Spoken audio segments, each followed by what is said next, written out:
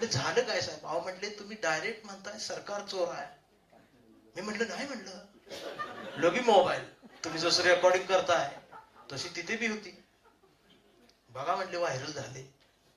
हा म्हटलं अवघड झालं.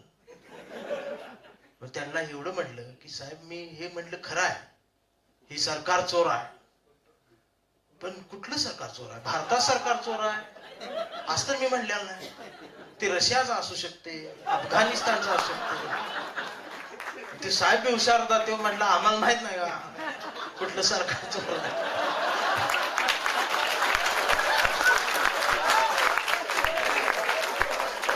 अशा परिस्थितीत हे सगळं बोलायचं आहे, लिहायचं आहे. त्यामुळं रेकॉर्डिंग करताना व्यवस्थित करा, दाद द्या. आता बऱ्याच ठिकाणी काय ठिकाणी टाळ्याच येत नाही, कारण प्रत्येक जण रेकॉर्डिंग करायला. मग गलीबोळात ते युट्यूबर आहे एक एक